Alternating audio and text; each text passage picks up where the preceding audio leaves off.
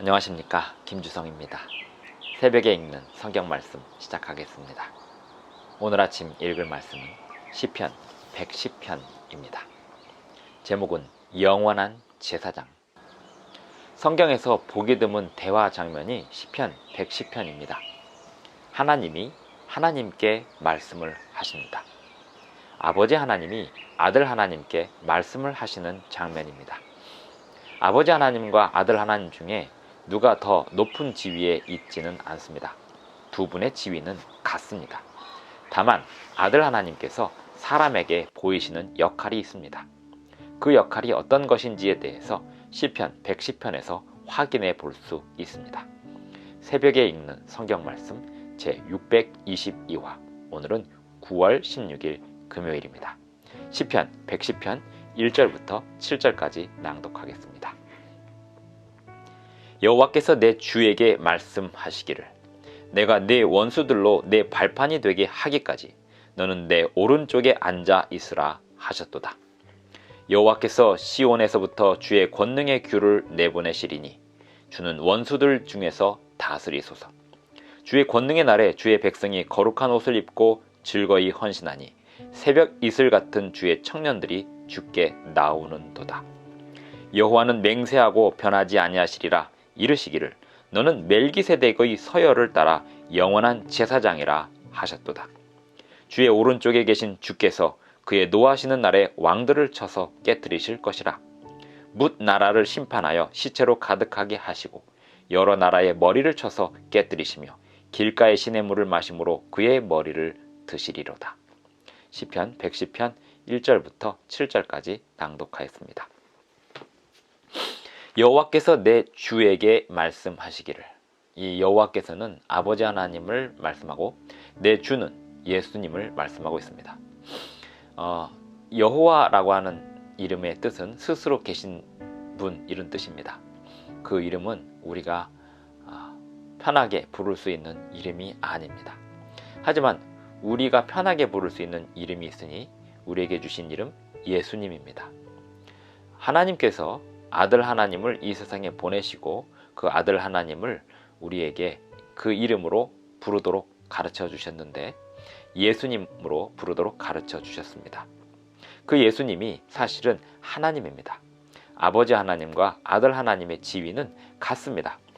1절에 보시면, 내 여호와께서 내 주에게 말씀하시기를, 내가 내 원수들로 내 발판이 되게 하기까지 너는 내 오른쪽에 앉아 있으라 하셨도다.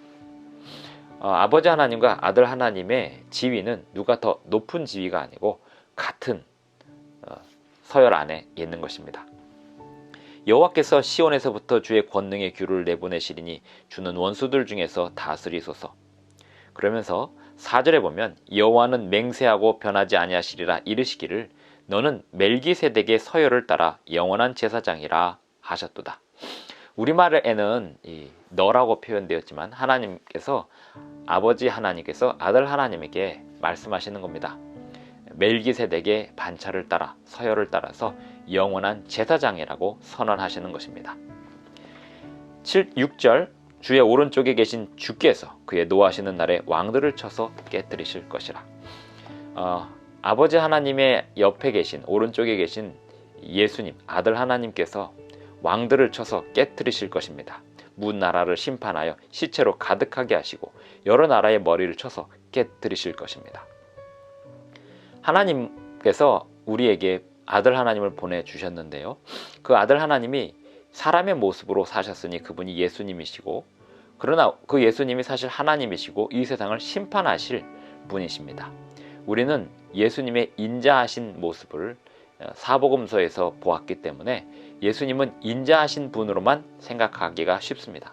하지만 예수님은 이 세상을 창조하신 그분 자신이시고 또 이 세상을 심판하실 분이십니다.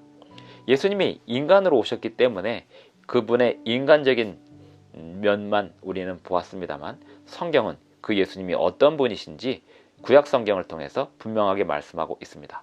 뿐만 아니라 이 시편 110편의 내용을 인용하면서 히브리서는 그 예수님이 누구이신지, 또 얼마나 권위가 있으시고 얼마나 위대하신 분이신지 잘 설명하고 있습니다.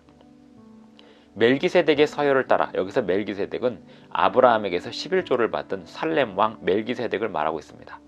레위의 서열이 아닌 멜기세덱의 서열을 따라 영원한 제사장, 인간 제사장은 레위 계통에서 나오게 되어 있었습니다.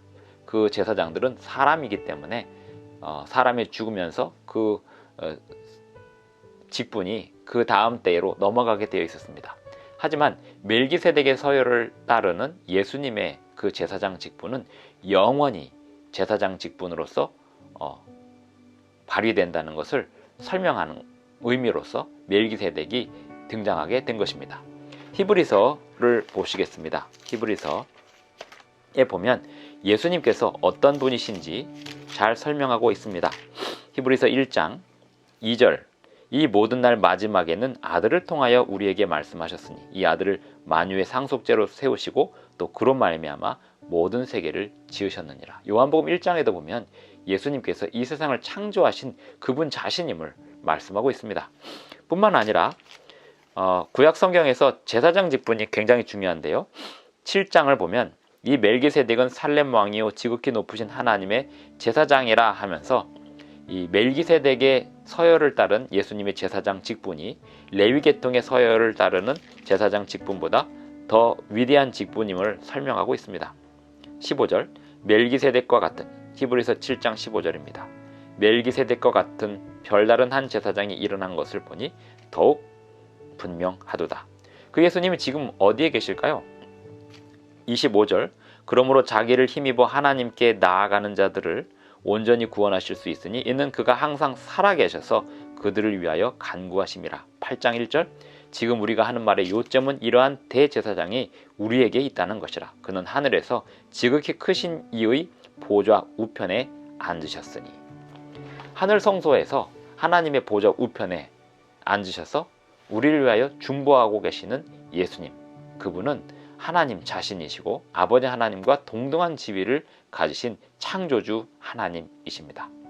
우리가 기도할 때 예수님의 이름으로 기도하는 것 또한 우리의 인간의 자격으로 하나님께 말씀드릴 수 없기에 예수님을 의지하여 기도하는 것입니다. 예수님 외에 다른 어떤 인간에게도 의지해서 기도해서는 안 됩니다.